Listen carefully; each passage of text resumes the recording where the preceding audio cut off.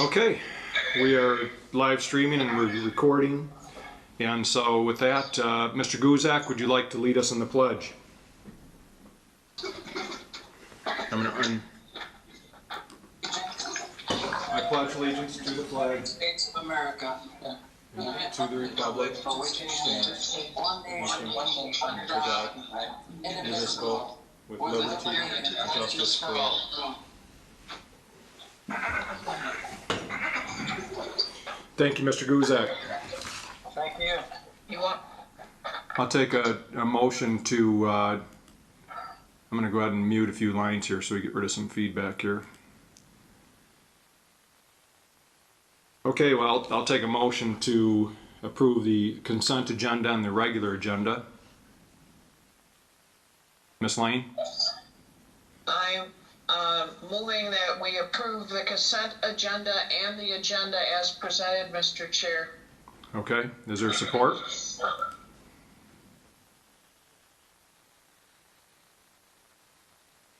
Anybody care to support that motion by Ms. Lane? You need to unmute. Mr. Guzak? Or, Yes, I'll support it. okay. Mr. Chair, Mr. Massey? I have a question. If we have the accountant people here, when do they speak? They're on the agenda right after citizen comments. They're on immediately after the citizen comments. On the agenda, they're number 4. Okay, so we'll take a roll call vote then. Ms. Lane? Yes. Mr. Mansour? Yes. Mr. Thomas? Yeah. Mr. Atkins? Mr. Guzak? Yes. Mr. Massey? Yes. Myself, yes, Mr. Chair. Yes. Thank you. Okay, with that, I'm going to ask again to mute our line so that we limit the amount of feedback we're getting. So we're going to go to citizen comments at this time. And I know that one individual has already expressed a desire to speak. So let me... Okay, I believe J.H. or J. Halberim. I'm not. This is Judge Herman Marable from 67th Okay. Court. So Okay. Judge H. Marable, but Marable is spelled backward. Okay, gotcha. Now that I got that, I heard that you would like to make public comment. I Judge. would. First of all, let me just say good evening to the board tonight. It's quite unfortunate that I'm not able to be there in person, or none of us are all able to be in the same room. And I certainly hope that comes soon, when we'll be able to have public meetings in the ordinary way. I wanted to bring to your attention that I am running for the open seat on the Genesee County Circuit Court, the seat that is being vacated by Judge Michael Thiele. Judge Thiele has to retire at the end of his term. They have term limits by age. And to some of the members of the board, and Can you move that to attendee list off the center so that, members, because that's what's being streamed, familiar with me, or just move it over to the side? some Cool. are not. But I wanted to just indicate to you that I am running, and I will be on the primary ballot, and that I've been on the bench for 20 years. And if I'm elected, I look forward to bringing that experience to all of Genesee County, including the township. And certainly I would be willing and able to listen to any comments that you have.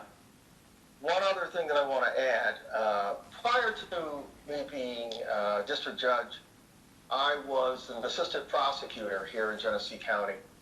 And being a judge in the city of Flint, because that's where my district is, has been quite a challenge over the last 20 years.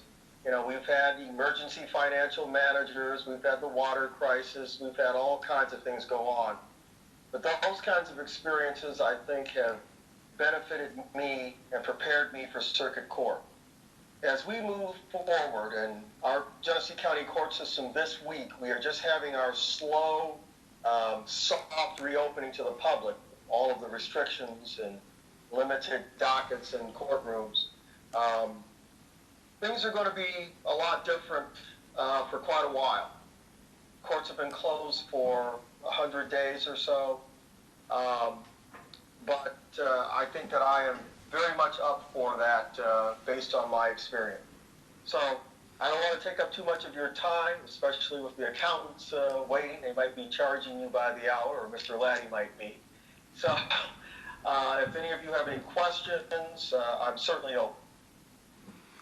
Well, thank you very much, Judge Maribel, for joining us this evening, and we appreciate your service and your eagerness to serve as in this new position. So thank you again for joining us this evening, and feel free to join us anytime in the future. Well, as I said, perhaps next month we won't be in this situation, and maybe I'll get a chance to join you in person. I did have a chance to meet Clerk Lane. Back on, when was that? It was during the school millage election. Okay. She probably remembers meeting me out in the parking lot. She told me exactly where I had to stand. I had to follow her rule. Okay. Well, very good. Well, thank you, and maybe we'll see you next month then. My hope is that we can meet in person next month as well. Thank you. Okay. Thank you, Judge. At this time, I'm going to actually open up all of the phone lines. Is there anybody else that would like to make public comment? Is there anybody that would like to make public comment? Okay, seeing that I don't hear anybody wishing to make public comment, I'm going to go ahead and mute the lines again. And we will bring it back to the board. I do want to make mention under public comment that I have received, I haven't started to count how many letters of support that I've received in the past week or week and a half for what we talked about at our last meeting just briefly was non-motorized pathways here in Grand Blanc, expanding those or the opportunity to. But I would guess that I have probably about 50 letters of support so far, and I probably received 10 today. So we'll make a copy of those and put them in the record either for this meeting or in the future. So if we can get them all together, but they're a combination of emails and written letters. So with that, I would like to ask our board to allow our auditors to give a report or presentation of the comprehensive annual financial report for the fiscal year 2019, and that's from Plant Moran, and then consider a motion to accept the report as presented. So at this time, I'm going to unmute Mr. Halisack and Mr. De La Cruz. Am I missing anybody here? I don't think so. Good evening, gentlemen. Good evening. Good evening. Thank you for the opportunity to present the results of the annual financial statement audit for the Charter Township of Grand Blanc for the year ended December 31st, 2019. Again, my name is Dave Halisack. I'm an audit partner with the firm, and with me this evening is Austin De La Cruz, an audit manager who handled the account for the year, and we'd like to, again, cover the results of the audit, of this past audit. Okay. You should have 3 documents, all, I suspect, in electronic form, each of which we'll touch on just a little bit. Dave, I can interrupt you just for one moment. Would you like me to make you the presenter? I don't know. Did you want to share these documents on your page?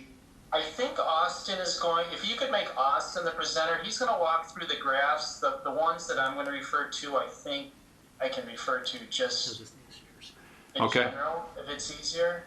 And okay. I think everyone has a copy. Is that correct, right, Mr. Supervisor? Yes. However, our public will be able to see the documents if he shares them on the screen. So, Austin, I did make you the presenter, so you're able to take control from this point and actually share your screen if and when that's appropriate. So, Austin, as I continue to give the introduction, if perhaps you could queue up the financial statement. Yep. For itself, if you've got a copy. So there is 3 documents. We'll Thanks. cover each of them a little bit this evening. The largest document, which is roughly 124 pages, is the CAFR, the financial statement. There's also a communication to those charged with governance. That's a smaller letter, and there's some highlights of that I'd want to talk to. And the main part of our presentation, as it has been in the past, is the graph package.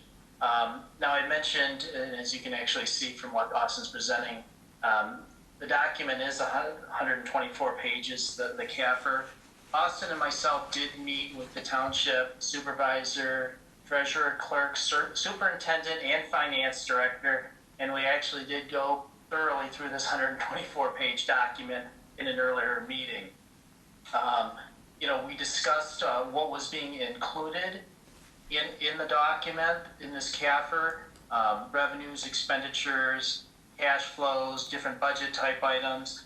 And while I don't want to spend a whole bunch of time, there are a couple items that I will ask Austin to refer to as I go through my initial part of this presentation.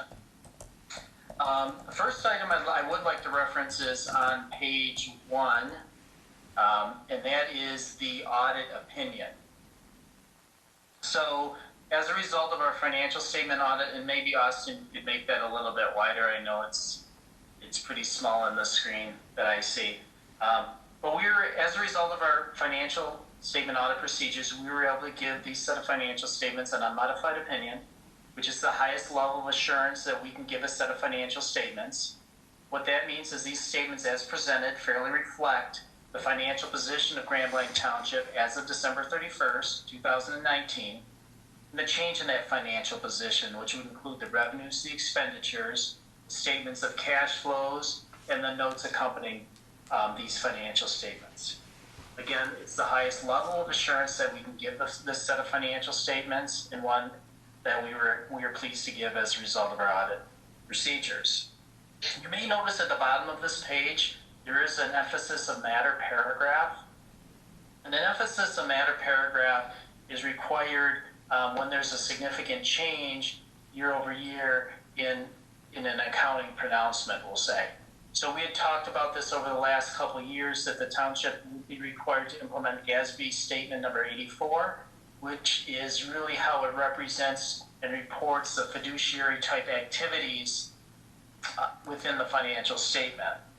So the township properly implemented this required standard, and as a result, our opinion was not modified with respect to this matter. So it means that the township properly implemented this statement and was continued to issue an unmodified opinion.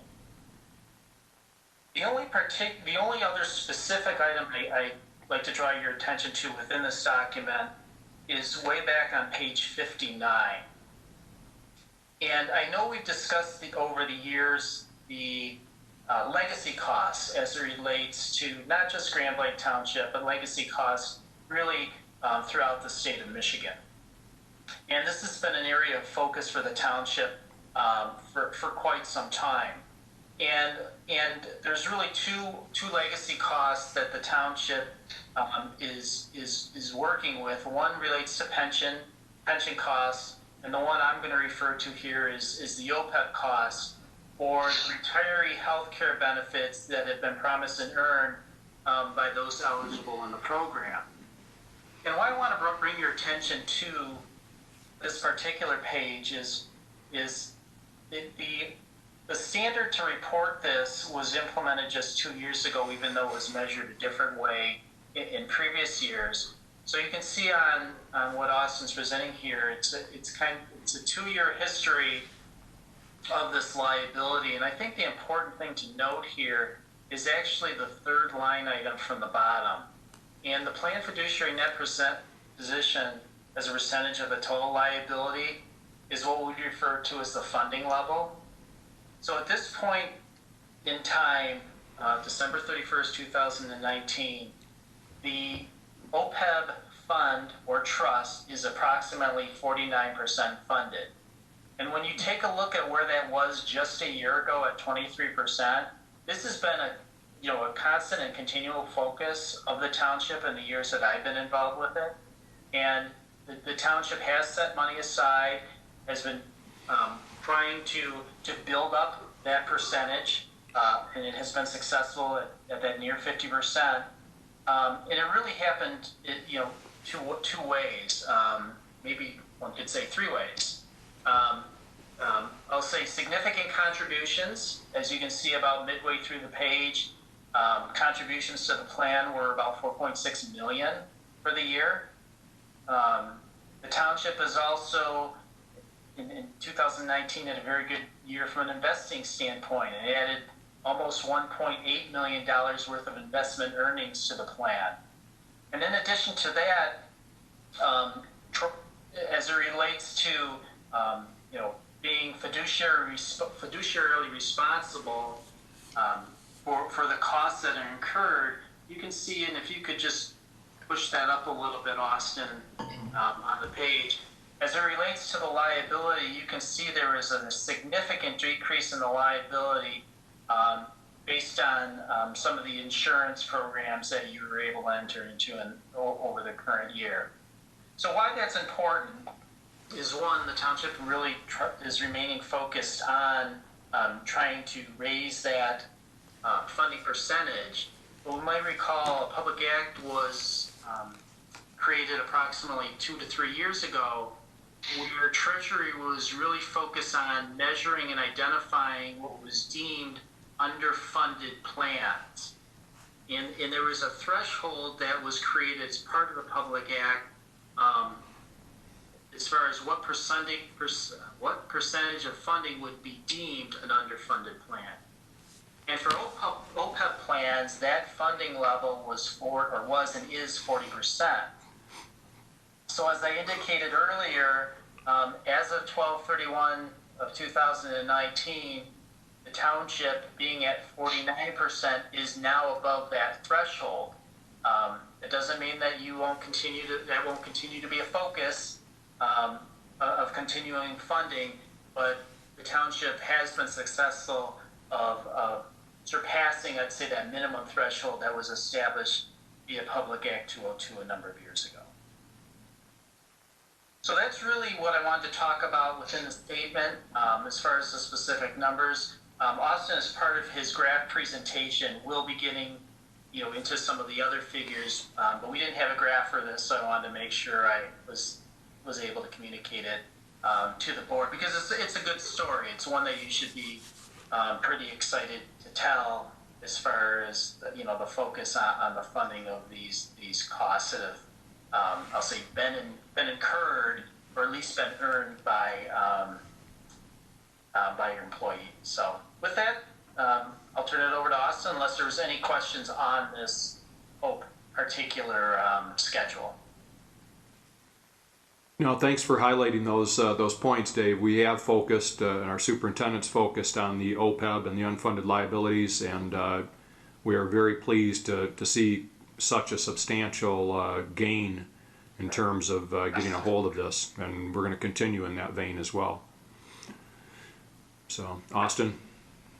Mr. Chair, Yes, Mr. Massey. I have a question for Mr. Dave. Okay. My question is about emphasis of matter. Yes. You said that came about in the last year or two? Well, the emphasis of matter was required because the township properly implemented GASB 84. So it was an accounting standard. Why there's an emphasis of matter is it's really drawing attention to the reader of the financial statement that says there has been a significant accounting change. It was required.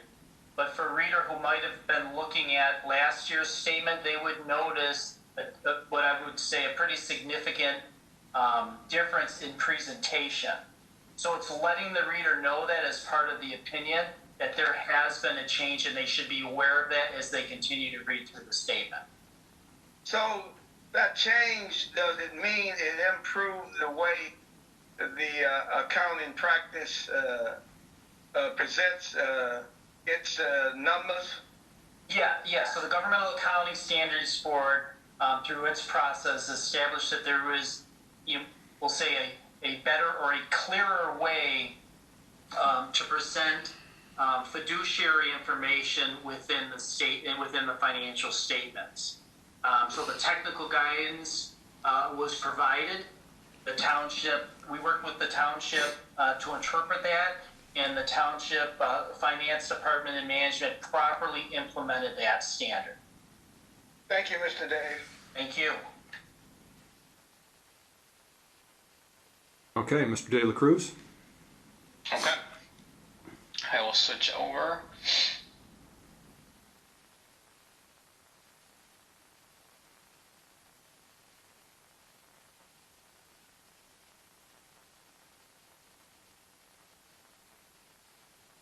Can everybody see that screen well? I think so. Okay. So, as David mentioned, my name is Austin De La Cruz, and I'll take us through this evening's slides as it relates to the township's financial results. So, this first slide shows the township's general fund revenue for the previous 3 years. So general fund revenue saw an increase from prior year, and that increase was mainly driven by an increase in property taxes. However, it was slightly offset by a decrease in licenses and permits, and that decrease in licenses and permits just relates to the township now recording those revenue figures within the building fund in the current year. So, If I could just interrupt, Austin, do you have two screens showing right now on your computer? I think you might have it viewing it. Yeah, I think we're seeing kind of the owner's view versus the slide presentation. We're seeing two slides at one time. I think if you press the presentation to, Yep. as if you were presenting it, I think that other one will go away. There you go. Yep. Perfect. thank you, Dave.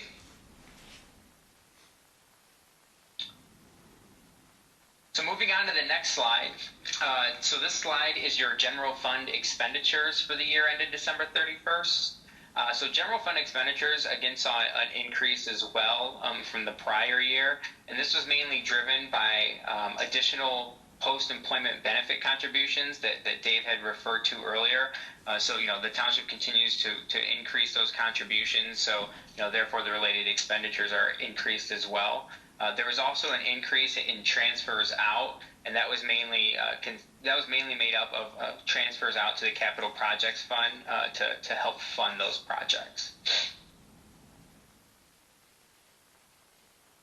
This next slide shows your unassigned fund balance as a percentage of general fund expenditures. So generally the township likes to keep this percentage within 10 to 15%. And as you can see in the last 3 years, the township has been able to successfully do that while also maintaining those additional post-employment benefit contributions and still funding those capital projects that the township has been involved in. Now, Austin, if I could just step in here real quick. I know over the years, and maybe not necessarily by this board, but, we've been asked questions on, what's the right percentage to have here. And really that's a policy decision. But the reason I bring it up is, it is important to have I'll say, good level of fund balance. And I think that's where the township's sitting right now. And why that's important, I think, is what we're all living through in the township is right now. It's there for unexpected, unanticipated decreases perhaps in revenues or unanticipated costs. So for the township to have some money set aside, and I'll talk a little bit more about revenue sharing and what we're expecting to see coming up here soon, it enables the township to, for the most part, maintain its level of service, try to get their arms around the changes and then react accordingly. If you're sitting on 2 to 3%, of a fund balance level, you may have to make decisions a little bit quicker with perhaps not all the information one may need to ensure it's the right decision down the road. So I just wanted to bring that up. The township does have that fund balance policy, and it lives lives within that, but I just wanted, this is one of the times when it really is important to have a level of fund balance. Thanks, Dave. This next slide shows the township's revenue or receipts all encompassing throughout the funds. So outside of the general fund, the township also has special revenue funds, a debt service fund, capital project funds, permanent funds, and the DPW funds, all of which generate revenue and receipts for the township. The township also has 2 fiduciary funds, one of them being the OPEB trust fund that Dave alluded to earlier, which kind of houses the assets and activity for the retiree healthcare plan. And then there's also the tax fund, which receives money and disperses money on behalf of other governments. So as you can see, a large portion of the township's revenues are derived from those tax receipts. And as we'll see on the next slide, the township doesn't get to keep a very large portion of that amount.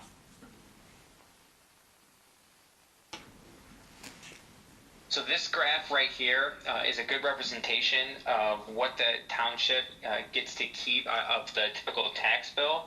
So of your typical tax bill, the township, of the monies received, the township has to distribute 35% to schools, 10% to the intermediate school district, 31% to the county, and 7% to the community college. So that leaves roughly 17% of which the township can retain and use for operating purposes.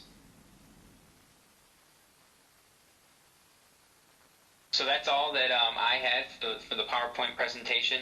Does anyone have any questions or comments on that?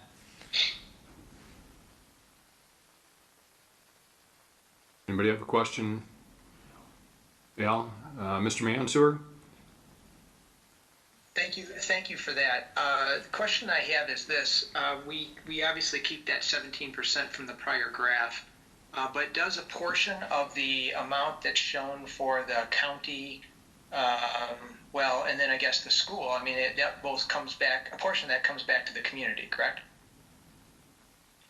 Well, really, I would say yes, probably all of this portion comes back, into some regards to the community, not only the school, but I'm certain that the ISD supports the township as well, the community college, but there should be, while we couldn't quantify it, there really should be some sort of benefit in every one of these, ties that has an impact and makes its way back into the local unit, including Grand Blanc Township.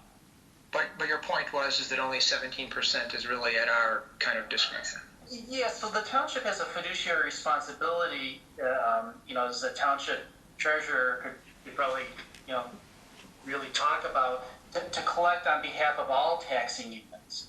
So what the township does, the treasurer's office does, it collects the taxes on behalf of all units and then distributes everything that doesn't remain in the township to these different local entities for their use. So, the schools, the ISD, and included in the school is actually the state education tax as well. And the township collects and then distributes those millages and those tax monies to those taxing authorities.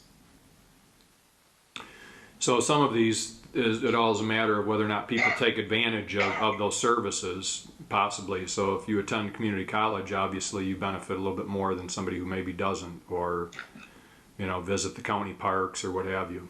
So Mr. Mansour? I guess my point is that some of this is revenue sharing, like back to senior centers and parks and that kind of thing. So I guess that was really my point.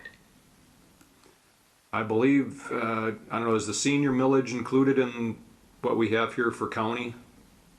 We collect it, right? Yeah, but I'm just wondering, is that should be included in that county, right? The senior millage that... Every millage that the township collects, either for the township or for a taxing unit, another taxing unit, is included in this presentation here. Okay. So I don't know what percentage of the county's 31% the senior millage would make up, but I imagine, Very small. yeah. As well as the park millage that the county has, which they do distribute that, you know, and take care of county parks in many townships. Unfortunately, we're not one of them, but okay. Thanks, Mr. Manser. Yeah, and I think that the part that, you know, why we try to present this is, you know, a lot of times, you know, if, you know, citizens are paying their bills, their tax bills paid at town hall, you know, some may think that all the money stays at town hall, and it's really trying to represent, you know, just a very small portion. 1/6 of every dollar that's paid actually stays at town hall for various operations. The rest is being collected on behalf of other taxing jurisdictions, or I'm sorry, taxing authorities. So yes, there is a benefit, but those benefits are really directed by, are overseen by other institutions besides the township. It's just collecting and then remitting to those different authorities.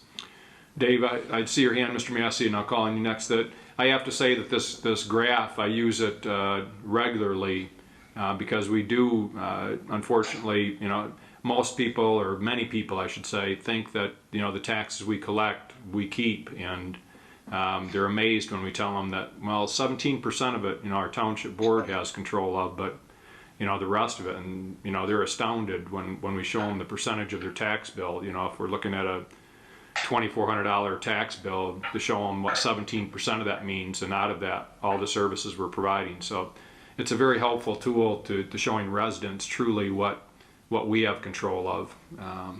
And this isn't even counting, you know, most people hold us responsible for the roads, and yet, you know, none of this goes towards roads right here. Mr. Massey, did you have your hand up? Yes, Mr. Chair. Yes. I have a question in regard to moving forward. Shouldn't we break out the senior millage? In that county, that 31%? Yeah, in this pie chart we have before us, we should show the senior millage. I think we should. Yeah. Well, there's also a parks millage that would be in there. The school has a couple of different millages that would make up, you know, their 35%. I'm not sure if Mr. Halisak, what's your thoughts? Do you have that information, or? Well, we definitely could get it. So maybe I'll propose, and Austin can take a note, is we supplement this graph next year with perhaps a chart that lists out by taxing authority the millages that were levied for the upcoming year, for 2020. Then it'll take that percentage, and then you could see by millage basis within the county, for instance, and as well as every other authority, what those different percentages represent. So, if that's helpful, if the board feels that would be helpful, we could do that. So, for example, in addition to the senior millage, it might be the MTA. I don't know, would that fall under the county as well, the Mass Transit Authority millage? Mm-hmm.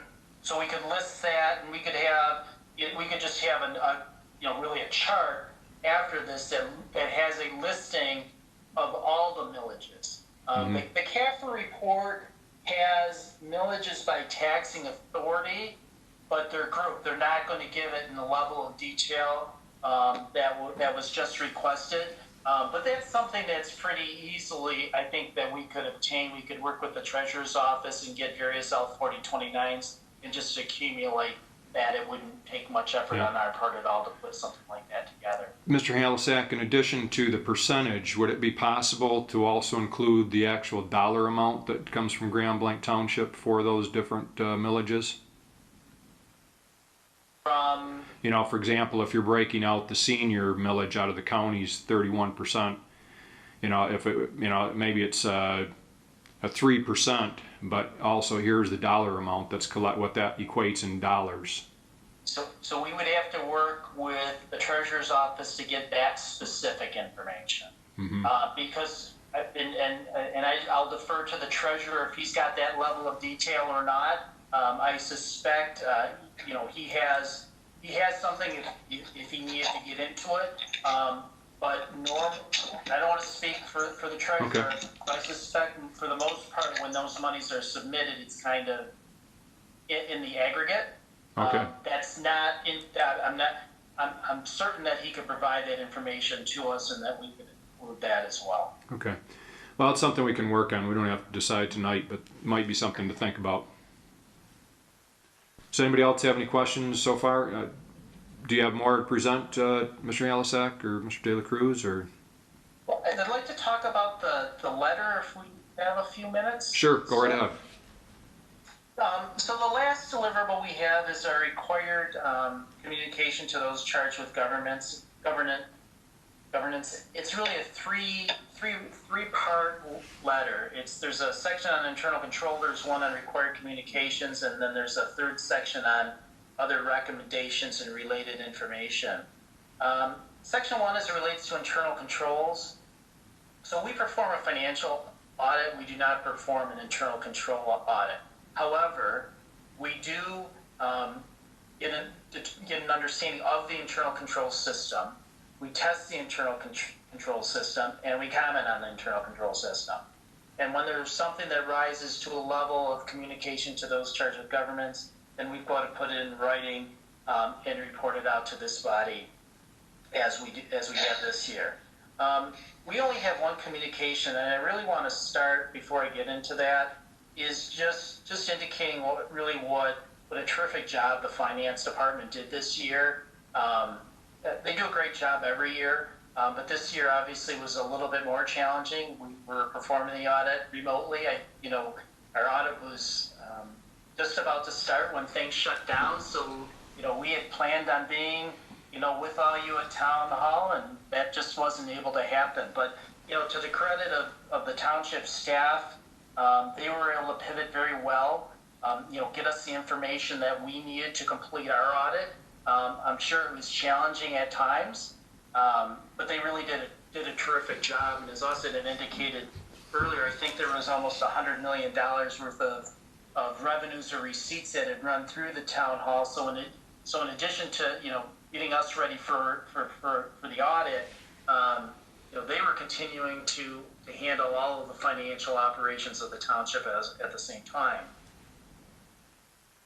As a result of our audit, we only had one item that we needed to report out, and really it's related to the Downtown Development Authority. So it's probably been and you've been discussing it for years and years, but this is the first time the authority is reported in the financial statements, and the information was available on a revenue side. The deficiency really revolved around reporting the receivable and the deferred revenue for next year. So the December 1st, 2019 levy that went out, the township's DDA, even though it started receiving money similar to what the township has done, those monies are actually revenues in the 2020 year. So the township has to go through the exercise from that levy and determine how much of the receivable was collected, how much remains, and then the total revenues that needed to be reported in the next year. That hadn't been something the township had done before because there was no DDA fund.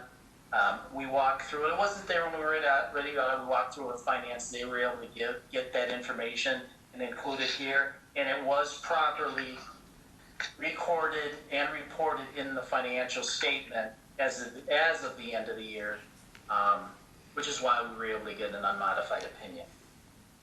But other than that, again, finance, clerk's office, treasurer office, superintendent, everyone that we worked with really did an outstanding job of getting us what we needed to complete our audit.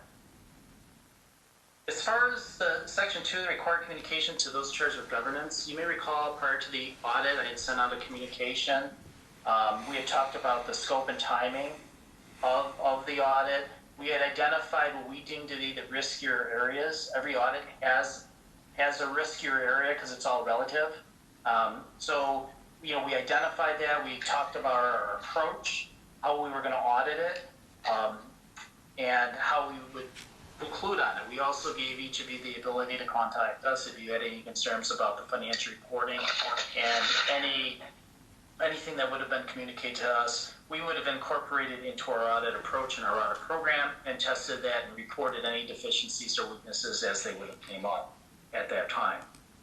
The letter itself, you really want it as plain as it can be, and really we were able to do that. When you read through the document, the titles are really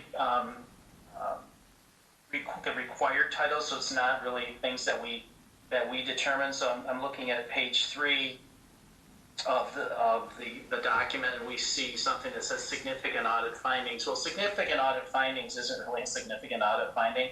It's really telling the reader of the letter, hey, were there any changes in any of the accounting principles? So we talk about GASB 84. We note that there were no transactions that were entered into without authoritative guidance. There was no significant transactions that were reported in the wrong year. So it's more of saying, hey, if there was significant findings, you need to tell us.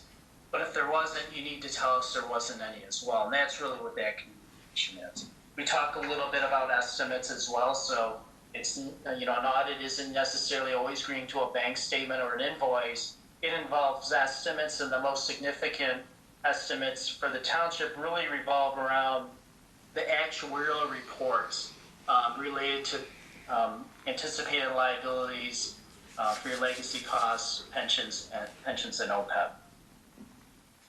So the last item, and I'm not going to spend a whole bunch of time on it, is section 3. So this is information that we, at least Austin and I feel you might want at the tip of your hands, and it changes quickly, but it's really more of a legislative update and things that are going on that you may want to be aware of.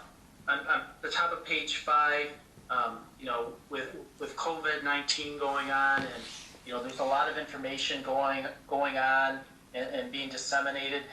We've tried to report out to the township information that we get that we feel is going to impact to the township, and try to walk through how to account or how to address any of those items. On the top of page 5, we do have on our Plan Moran governmental website kind of a resource center. So you're always free to contact Austin and I about anything related to the township.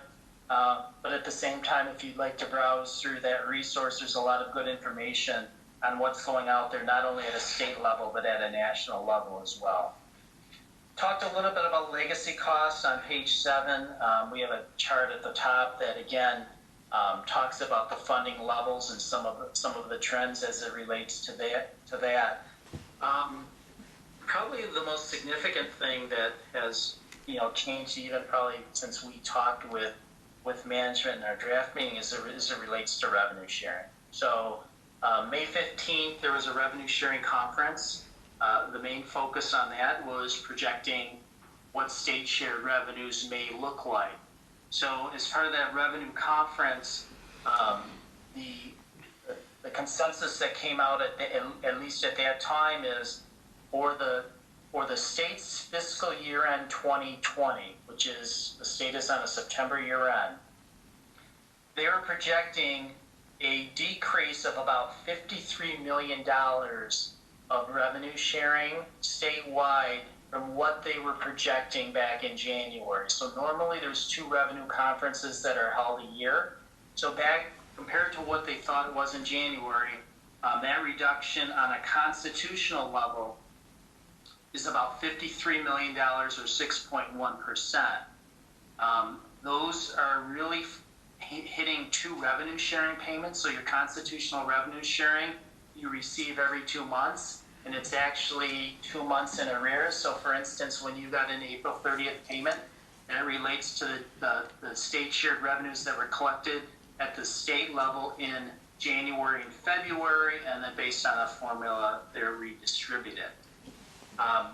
So the April payment, to be honest, probably wasn't too painful because the economy was up and running then.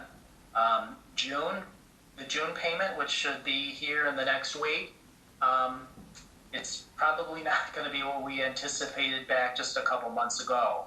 It's going to be impacted by this reduction, and certainly the August payment would be much in the same. Now, keep in mind that is just the constitutional part. The CVTRS, or the statutory part, is an appropriation at from the legislature.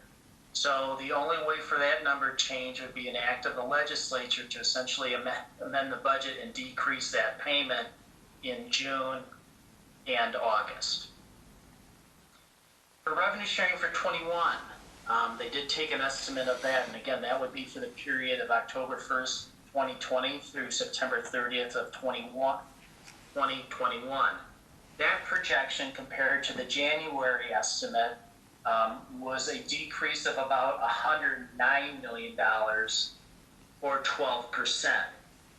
So that's, again, a pretty significant decrease from the revenue standpoint.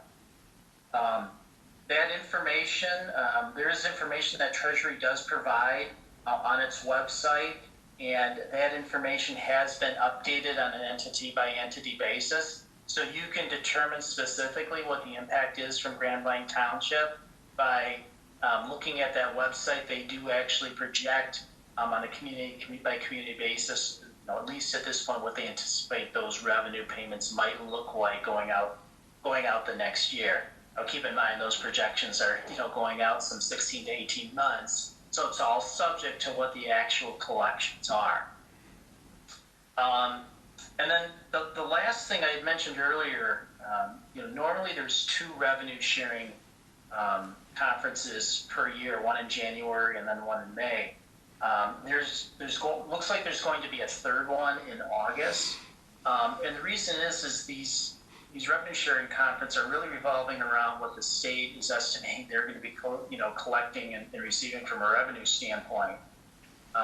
What's different this year is the extension of the 1040s at the state level. So I think, as we all know, in any normal year, our state tax returns would be due April 15th. This year, there was an automatic extension essentially till July 15th. So the state is not really going to start having a better feel on what those revenues might look like until sometime after that. So there's an anticipated August revenue sharing after those numbers kind of get finalized. That would include another estimate of what revenues may look like for the year. So let's hope that's a one-time thing. If it is, that means the economy's kind of bounced back at this time next year. And again, as I had mentioned earlier, similar to 2020, CVTRS, or the statutory revenue sharing, is all subject to appropriation. So that's not, even though there's a formula, it's not necessarily going to be dictated by the sales tax collections. So I know that's a lot of information, but I'd be happy to sort of try to clarify anything I said. So, Mr. Halisak, really, it's kind of having a little bit of a crystal ball, as well as using some trends to predict what those numbers are going to be, right? I mean, it. Correct. Yeah. It clearly is. It's a crystal ball. I mean, I think it's pretty clear. And you're going to see it in the June statement when the economy shuts down and businesses are closing, and sales tax are not being paid. I mean, it's not out. I mean, bars and restaurants are closed. A number of car dealerships are closed, and shut down, Mm-hmm. and those are some pretty big ticket items, and exponentially across the state. And I've just talked about a couple industries. It's going to have a significant impact on the amount of monies, that are emitted. And as this board knows, the 2 largest revenue items that the township receives are property taxes and revenue sharing. So, staying abreast of where this is going, and even though it's an estimate, is a pretty big deal.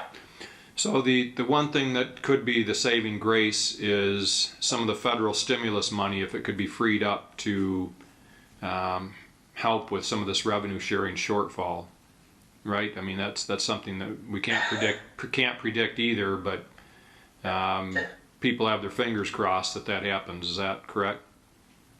Yes. So to this point, anything that's been passed by Congress has not included, and we're just using the term, it hasn't been used to backfill any lost revenues. To this point, it's been to reimburse for specific costs that, I'll say for the most part would have been unbudgeted at that point. There's been introduction, I believe, at the federal level of some packages that may include some potential, backfills of revenue, but that hasn't made it through Congress yet. So it's speculative at that point. It would be, obviously great for all local units if we got some help there. But at this point, nothing has been passed that would, that would include a backfill of lost revenues. Okay. All right. Thank you. Do any of our board members have any questions for Mr. Mansour? Yes, Mr. Halisak, regarding the first item in the section 1 about the material deficiency, you mentioned that we got ourselves caught up in terms of, reconciling, receipts and inflows, outflows, etc. But you had a recommendation on there that we develop some kind of a policy for that. Yeah, and, go ahead. So I'm just wondering, who is likely or who would be responsible for the development of that type of policy? So I think finance will be working with the treasurer's office. It's not a whole lot dissimilar with actually what you do with the township's tax levy. The township's December 1st tax levy, for instance, the December 1st, 2019 tax levy is really revenues for the 2020 calendar year. So it's really setting up a mechanism to ensure that those receivables and deferred revenues are measured on an annual basis. So I could see it just going hand in hand with what the township is already doing for its own, its own tax levy on December 1st. It was just new. It was just a new fund, and the township was making its way as making through how to record that information. So this would be something that we would do that reconciliation and then provide it to the DDA for their financial use, for their uses, right? Or is it just within the township?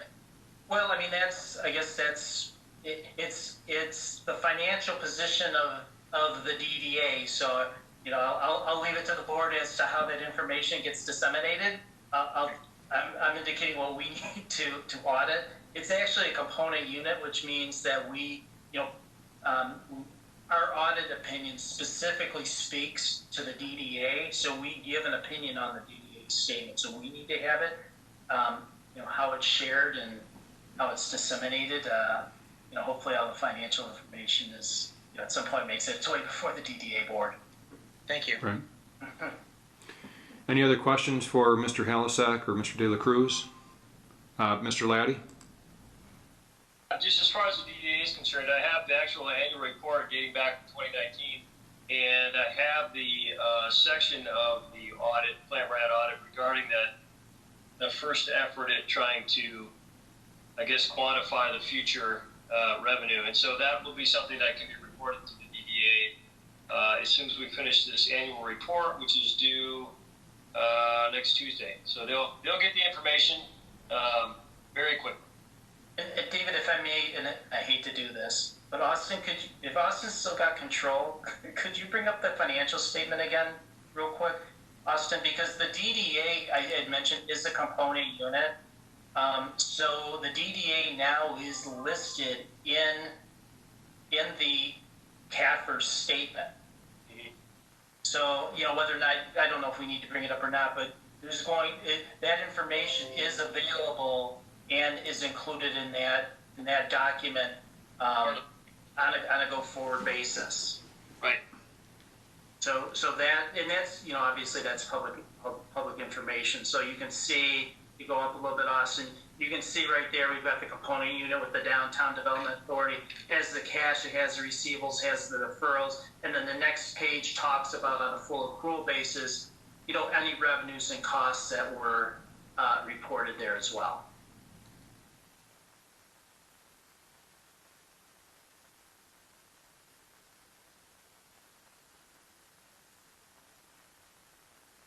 Thanks, Huston.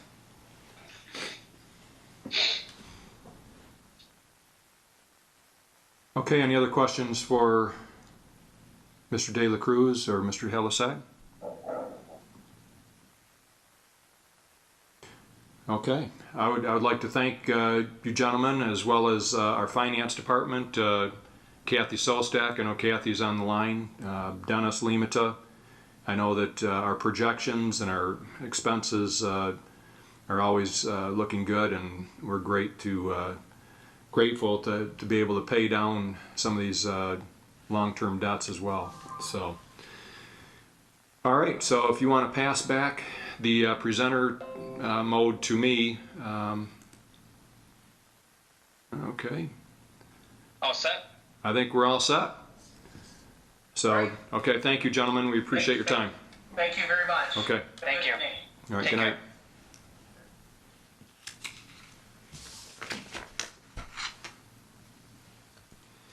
With that, we will move on. We've approved the consent agenda, and we'll move to future positioning.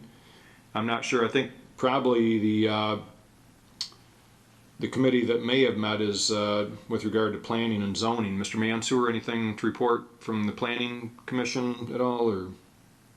So I'll just say that I'll do my normal report on the the first meeting of the Right. first meeting of the month. I had to change a meeting, and so we actually didn't meet the first of the month, but we have a meeting on June 30th, so I'll have something to report by next month. Thank you. Okay, all right. With that, we're going to move to operational issues, and the board will consider hearing an update from Supervisor Bennett, me, obviously, regarding the Dort Highway Extension pathway. I mentioned, I think, briefly at our previous meeting earlier this month that there had been some new developments in that the county had found, we had applied to the state for some TIP grant and didn't come through. We also were looking for some other funds. Actually, in the past few weeks, the county came to us and said, we believe we found some money that was left over from some other projects that we might be able to use for this. We've met with the county a couple of times now, along with the road commission. And so we're working on putting together the final numbers. This board actually has been very supportive of the pathway over the past several years, and now it's getting close to D-Day, where we need to actually commit a few dollars to it. I'm pleased to say that last week I went to the DDA board and asked for their support, not in any specific dollar amount, but asked if they would support it financially. And they agreed unanimously. They felt the economic benefits as well as development benefits were very much leaning towards helping the township and the DDA, so they would be in favor of it. The one area that we may need to tap a little bit is the Parks and Recreation millage. Total we're probably looking at, I don't know, Dennis probably can help me, but I think we're looking at maybe less than $50,000 from each entity to come up with the dollar amount that we would need, to complete this nearly $8 million project. As I mentioned before, the pathway would go from Cook Road to Baldwin Road alongside the Dort Highway Extension. The wetland mitigation, the engineering, what have you, would be astronomical if we were to do this apart from the road project. So if we didn't do this, contiguously with the road project, it probably would never be done. Once we get that stretch done, from what we're told at the county level, county planning, Jacob Maurer, who's been a great help to us, we have understood that once we get that stretch done, the funding for other portions of pathway in the township will be much easier, because we will be able to show that we can produce what we say we do. I mentioned to you also that the Baldwin Road corridor, there is some funding available from the federal government, and the county is going to be applying on our behalf, the County Road Commission. The county is submitting our plan as the county's economic, potentially a stimulus for the county, that Baldwin Road expansion, which would make it an all-weather road from the Dort Highway extension all the way over to Saginaw Street. I bring that up with the pathway because, in speaking with the DDA and others, a likely path would be down that Baldwin corridor as well, all the way over to Saginaw Street eventually. But we also would seek funding from Cook Road to Embry, which would tie the Cook Road area right into the trail that leads to Bicentennial, which will also be part of the Iron Bell Trail. So it just opens up just a huge amount of trails to the Grand Blanc residents, and really starts the ball rolling in the direction that all of us have had. And judging by the response, like I said, the Grand Blanc Grid, which is a group of individuals that was formed in the past year and a half that have formed I believe it's a 501c6 organization to help with funding, and their hope is to generate enough funds to help maintain the pathways, as well as help to maybe provide some of the initial funding for some of these other grants that we hope to get. But they've been very active, and like I said, they were responsible for generating probably 50 letters of support that I have in my hand here, and we'll make sure we get copies in the record. So I want to thank the leadership of the Grand Blanc Grid for all their support, Joni Tarnicki and several others. Help me out, Al. I'm trying to think who else are some of the leaders. I know you've been part of that. Yep. Monica Shapiro. Yep, Monica Shapiro. Yep. Anybody else I'm missing? Jeff. His last Jeff name Raines. escapes me. Jeff Raines. Yep. Okay, so Jeff Raines, Monica Shapiro, Joni Tarnicki have really spearheaded that group. So we're looking forward to great things from them as well. So I guess at this point I'm not asking for a dollar amount, but just ask that our board continue to support the effort. And if there's any objection or concerns, that you let us know while we're still going for these grants and moving forward. Otherwise, we'll move on to the next agenda item. Okay, next is item B.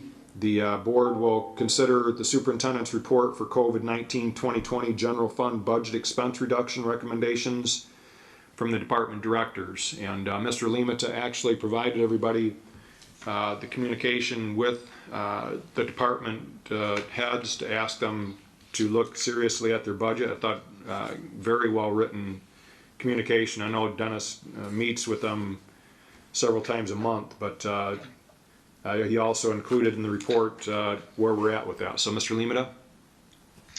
Thank you, Mr. Supervisor. Mr. Helisack, I felt like he was reading my memo to the board, so that was very helpful because he covered about 3 of the paragraphs on the first page, which I find actually saves some time. But again, the biggest thing is the information that came out of the Consensus Revenue Forecast Committee, and that is, they'd spent earlier this year as COVID hit, telling us to expect 30 to 50% cuts in constitutional revenue sharing through fiscal year end for the state 2021, September 30th of 2021. The last time they met, they revised that to show that they expect a 4.7% decrease for 2020 and a 9.4% decrease for 2021, which is really fantastic news for us. I mean, they're projecting that the combined revenue loss for the state to be $6.3 billion as a result of the pandemic, double what Michigan was projecting in May of 2009 when we were faced with the Great Recession. That shows you the impact of the economic shutdown. But I'm very encouraged by this forecast. And again, a couple of things. Based on assumptions that Michigan will not see a second surge in COVID-19 cases that would result in the governor shutting the economy back down again. as well as the passage of that federal stimulus package that the board has discussed previously, and that would include language that will allow some backfill of some of those lost revenues. So if those two things hold true, then based on the information, and Mr. Helisek again alluded to it, I pulled the numbers right out of the state treasury and their current projections, and that would mean that we would be facing a loss of revenue for the 2020 fiscal year of $265,510. Working through with the department directors to look at where we can make adjustments, and quite frankly, the layoffs, I got some of the information together after my memo had gone out, but we saw an economic impact of the layoffs of approximately $130,000 total savings as a result of those layoffs of the folks that we had to put through for the COVID-19 pandemic. When you look through the other rest of the budget and had each department go through, and that's what I provided in that memo to the board, is police department, the unfilled positions, overtime savings, and contingent wages, about $200,000 out of a total of $384,389. Again, based on the information I've gathered since then with the total impacts of the layoff, we're closer to $400,000 that we can expect to cut out of the budget for this year, more than we needed for the projected, or at least what's projected right now from that consensus committee of the 265. It does allow us a cushion. Of course, they are going to meet again, and like Mr. Helisek said, anticipated at the end of August, beginning of September, and they will have a better feel of what state tax collections came in. So could it be revised again? Absolutely. Could we see a bigger impact?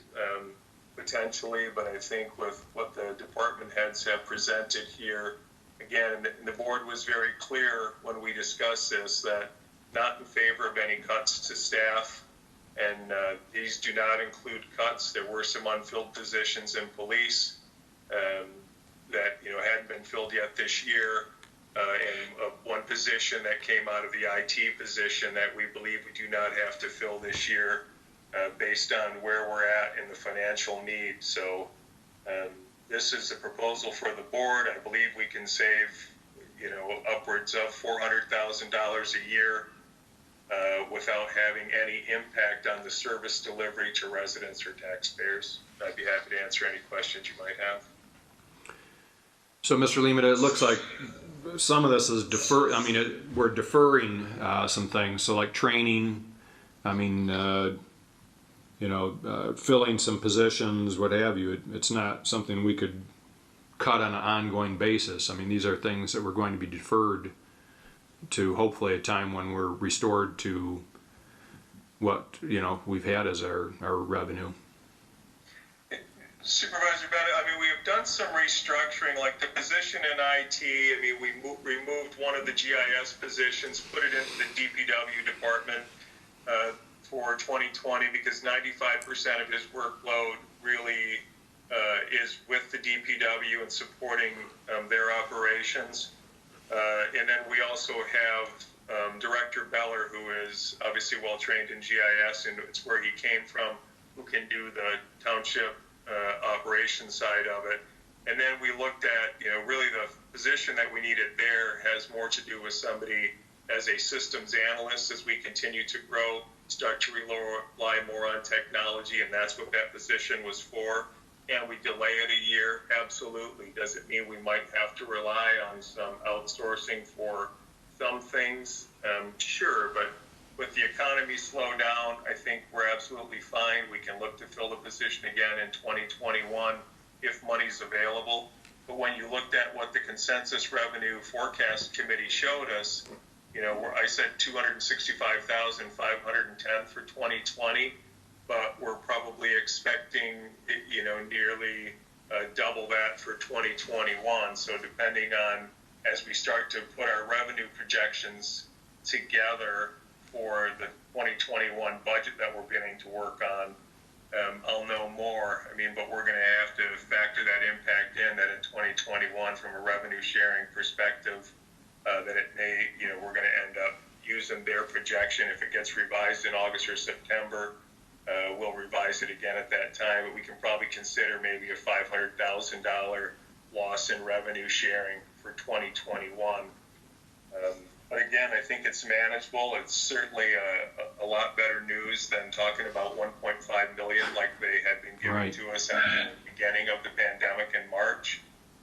I'll take this forecast and know that it's something that we can work through and be okay. And again, like Mr. Helisak pointed out, I mean, one of the things that we've been is very financially strong. The board has delivered consistently year after year on their commitment to that fund balance being used to pay down OPEB. Not only are we sitting always between a 12 to 15% reserve balance, but we've been able to have $1.4 million the last few years in excess above that reserve that we keep, that we put towards OPEB. Worst case scenario, if we had to utilize those funds for a year or two, can we do that? Absolutely, and still maintain the service levels so that the taxpayers don't see a decrease in the services that you provide for them. Mr. Mansour? I'm sorry, I was unmuting you as well. Yep, I got you. Thanks. So 2 points on this topic. First, I think that, what we're doing here by talking about asking department heads to look at what's going on in their departments and reorganizing in order to create more value for the township is always the right thing to do. And maybe this pandemic caused us, but I mean, that's the right thing that we should be looking to do all the time. And then the second point on this, at least with this segment right here, is I guess I was expecting to see some kind of a capital, if there are some capital expenses that we might be able to defer or reduce, while we take a look at where the overall financial impact of this is going. I didn't really see those in the proposals. So we can defer all capital. In fact, it's what the township did back in the Great Recession most recently, and we held off on doing any capital purchases. We have about $1.6 million in that fund right now.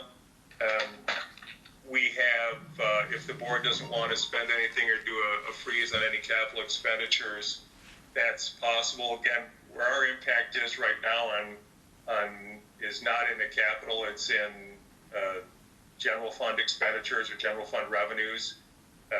The money that we have set aside for capital is just that. It's only being used for capital. It's not being transferred in. But we can certainly put a freeze on that if that's what the board desires. If it's for a short term, I'm not as concerned. I think we went a little bit too long during the Great Recession, and that put us behind the 8 ball, and it was one of the reasons why over the last several years, last 4 years certainly, that we ended up spending much more in capital because we were behind. From laptops to computers to, just some investment there. But if that's what the board desires, we can certainly put a freeze on any planned capital expenditures. And you'll notice you haven't seen any of the patrol cars coming through or the DPW trucks or any of that because we just didn't feel it was appropriate to do until we had a much better idea of where we were based on the pandemic. Go ahead, Mr. Answer. Supervisor Bennett, I would like to see if the board has a consensus around, at least holding off on any major capital purchase to kind of help bring that back and maybe help us prioritize those, at least until the next, we're sure of what's going on through the, August, September, October timeframe. Yeah, Mr. Massey? I support that idea 100%. Okay. Mr. Lehman, is there anything critical that is coming up that in terms of capital expenditures off the top of your head? I know it's not something that we ask you to be prepared to respond to, but... No, if it means we keep a patrol car out, generally we run them until you got about 150,000 miles on them. If we, delay it for a few months. It really is more about ordering cycles. Do we have to wait until the new cycle comes up in order? I mean, it may. I don't think that's critical. I don't think that will hurt operations in any way, shape, or form. I believe we have the coverage and we have the ability. We have great mechanics. I mean, we can certainly keep our things working longer. I don't think it has much of an impact on overall operations, and the board can certainly have a much better feel, especially after that consensus forecast committee meets again in April and September. You might have a much better, certainly a level of confidence in maybe where we're heading by then. Mr. Guzak, you had your hand up?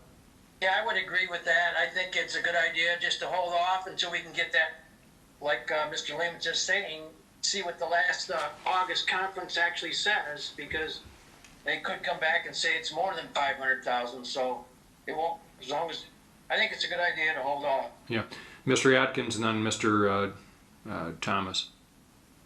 Mr. Atkins? Can you hear me? Now we can. Yep. I just have a big concern. Superintendent Lehman had mentioned police cars having 150,000 miles on them. I have a big concern on holding off capital purchases when we have vehicles with 150,000 miles on them. They don't. Well, I heard Mr. Lehman say that they had 150,000 miles on them. I'm greatly concerned with that. Well, I think what he was saying, go ahead, Mr. Lehman. I don't know if. That's generally where we take them off the road. We tend to use the vehicles so we have about 150,000 miles on them before we take them off the road and replace them. So it's not that we're driving cars that have 150. That's where we take them off. End of their life cycle. So if we have any that come up, I mean, our chief can present those to us, or whoever brings those to us. What I see this as, I mean, we're just looking for a consensus here, is what Mr. Mansour had suggested. And I think, if there is an expenditure that comes up that, a department head or you feel is critical, you bring it to our attention and we take a look at it, I think is that what you're aiming towards, Mr. Mansour? Yes, yes. So, I mean, it isn't an absolute no. It's, hey, we just want to see these things, which we do anyways, but we want to take a look at them and just see, is this a want or is this a need, right now. Mr. Thomas, you had your hand up, and then we'll go back to Mr. Massey. Mr. Thomas? We can't hear you if you're speaking. We can't hear you, Mr. Thomas. I don't know, something's happened with your... Okay, now we can. That was my concern along with Trustee Atkins about the police vehicles.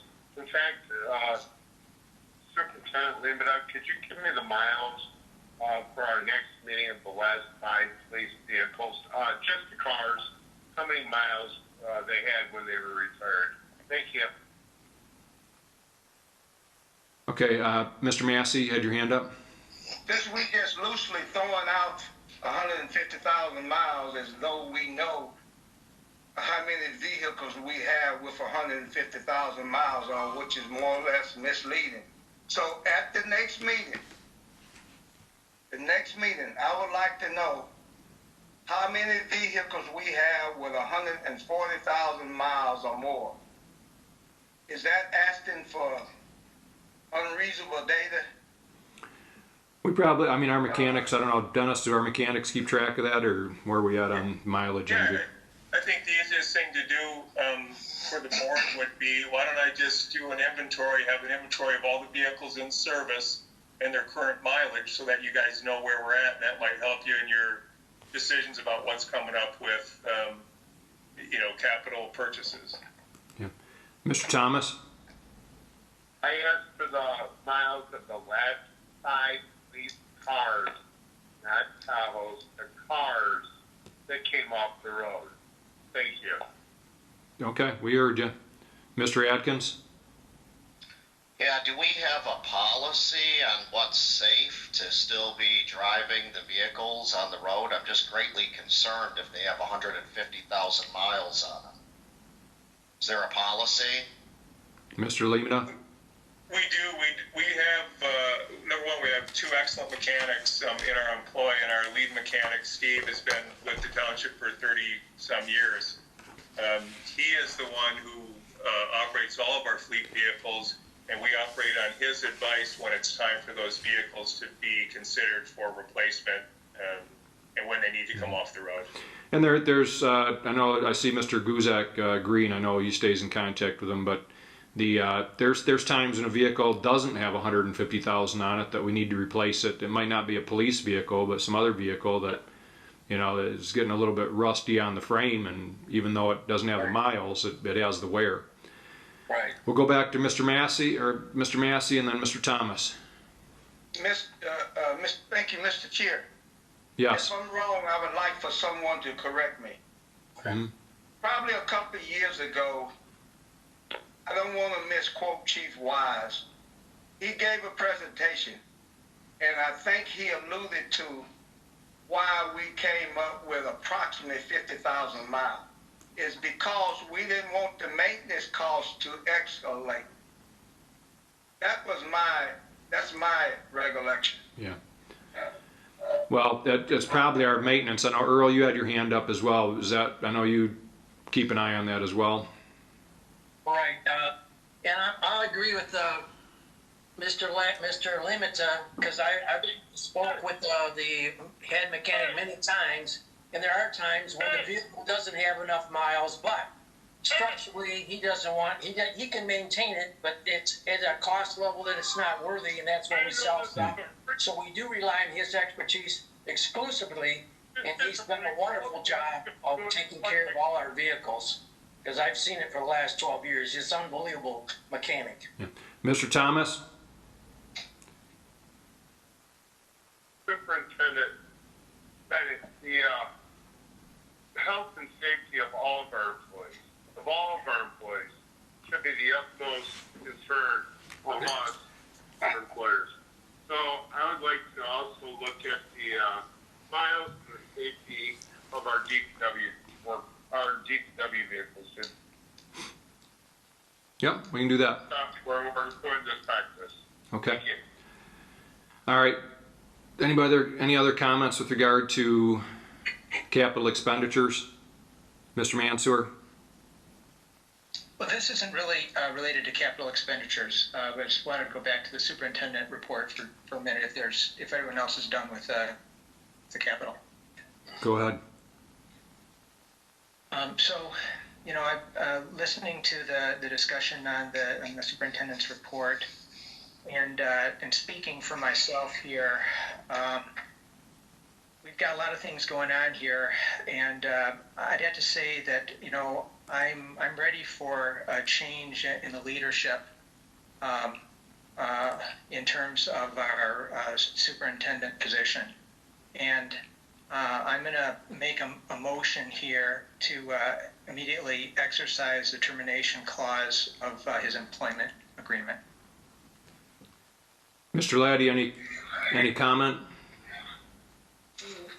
Well, I'm going to refresh my memory on the superintendent's agreement, but I think the superintendent has a clause in his contract that allows for the decision of the township board to terminate his agreement, but he is allowed a severance package in that event. I think it's about a 90-day severance package. Is there some level of discussion or some... We need a second anyway, right? Well, that's true. Well, we don't... I Okay. second it. All right, Mr. Massey seconded it. I believe there's before we even were to go down that path, there's a number of things we need to discuss, I think. And I'm not sure all of them in public, but I think, I don't know what's appropriate, Mr. Laddie, with that regard. Well, again, I'm going to refresh my memory on the superintendent's contract. I think that, again, that contract does contain a provision where the township board, without cause, can terminate the superintendent's contract if they choose to exercise that. But again, there is a severance clause that would be enacted in that case. Again, I guess for the sake of the motion, I think wherever the discussion leads us, I think that it is correct that the township has the ability to terminate that agreement without cause if they choose. Mm-hmm. Mr. Mansour? So since I initiated the motion here and we're in the discussion now, I agree that with Mr. Laddie that this would not be a situation where we'd have some kind of a back and forth or a negotiation or something in public. And from my perspective, each board member, is going to have to base their vote on behalf of the interests of their residents, based on their experience and interactions with the superintendent. So that would be my discussion on this. Thank you. Well, my input on this is that I have some grave concerns, a number of them. Mr. Limita has done a phenomenal job. I've been on this board with previous leadership at the operational level and a number of other organizations as well. And Mr. Limita has done a phenomenal job with leading this township. We just heard from the auditors that with regard to the unfunded liabilities, we've never made as big a strides as we have under Mr. Limita's leadership. I just can't say enough great things about Mr. Limita. The DDA, the Tech Village, the development, those are things that Mr. Limita has brought to the township. Those aren't things that fell in our lap. The Technology Village was something that was looked at years ago. Mr. Limita dusted it off, said, hey, this is something that we could do here. I think it will be a huge mistake for this board to terminate Mr. Limita's contract. And that's an understatement. I think that you've heard from developers like Wynn Cooper and others, Mr. Tubbs, that have said that if Mr. Limita goes, their development is out the window. And I've heard from those individuals one-on-one the same types of comments. And so I think you'll be doing the township a huge disservice if we were to terminate Mr. Limita. The township staff see Mr. Limita as a leader. They respect him. They work for him. And I think the township, we've had, my previous experience on the board was with regard to grievances. I think one board meeting after another we heard grievances from staff. We have heard no grievances with regard to Mr. Limita from staff. He works up front with the staff, he works up front with us. And I just believe it would be a huge mistake. And we will be taking this township backwards. Mr. Limita was a difficult find to bring here, and we are not going to find another individual. It took us over a year to find Mr. Limita and went without a CEO or a superintendent trying to find somebody of his caliber.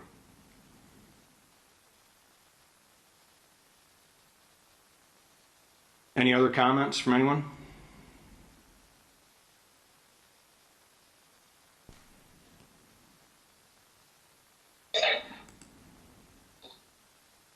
Okay. I guess. Mr. Laddie, is it, I guess there's been a motion and a second. I don't know if what the process is. Mr. Guzak? Yes, I think that this is a serious situation, and I think there should be, since not everything's discussed in public, I think there should be, when we go into a meeting to discuss this and go through all the options. Well, and it's not an item that was on the agenda either, but Mr. Laddie?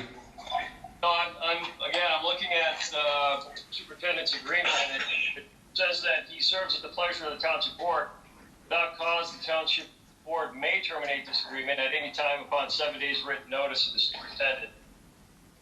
So obviously nothing would take effect for 7 days.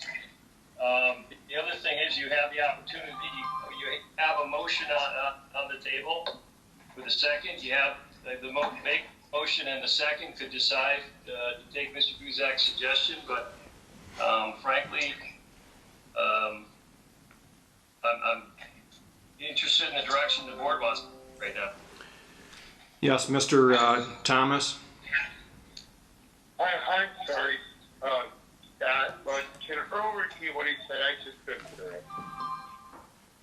Mr. Guzak, Mr. Thomas Yes, is I would like to go into executive session, and I know we can't do it today, but I'd like to go into executive session and go through all the pros and cons and things before I make a decision. Is that a different motion? It could be, I don't know. Are you making that a motion, Mr. Guzak? Yes, I can, but I think you have to send Right. Mr. Laddie will probably Right. say you have to send him the first one first. So. Right. I would agree, Earl. This is something that if the board is leaning this way, even it's something that we need to discuss in executive session or have it on the agenda so that we can talk about what the options that you're looking at are. But to just do this is going to be devastating. So I guess there's a motion on the floor that's been seconded. Mr. Guzak and I would prefer to have an executive session, if nothing else, to discuss it further. But does anybody else have any other comments? Okay, Ms. Lane? Okay. Mr. Mansour? Yes. Mr. Massey? Yes. Mr. Atkins? Yes. Myself, yes. Mr. Thomas? Yeah. I'm sorry, I can't hear you. Yeah. Thank you. Mr. Guzak? No. Mr. Bennett? No.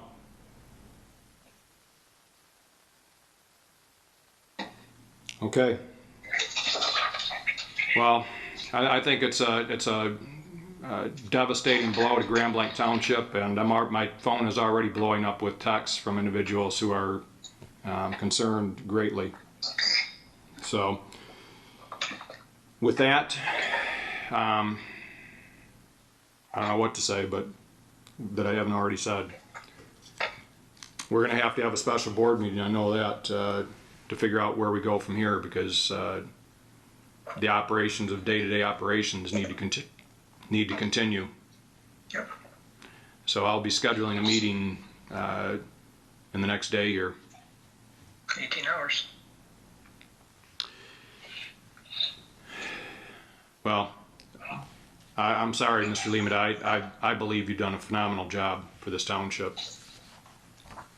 Thank you, Mr. Supervisor. The I'm very last, proud of the work I've done here. and you should be.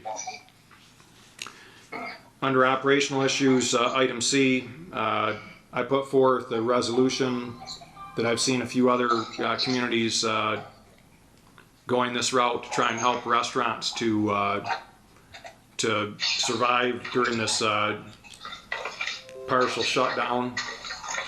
And what's going on here?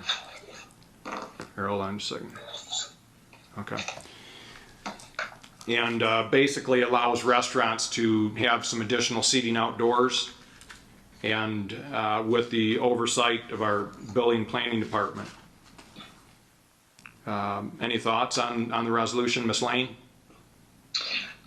Mr. Chair, in the very last paragraph, the time that they're indicating it was to be closed October 31st at 2020 at midnight, I am assuming that this would address several establishments in the township that serve liquor, and I was wondering if it's okay to make it 2 a.m. in the morning when they normally close, rather than in the middle of a standard operation.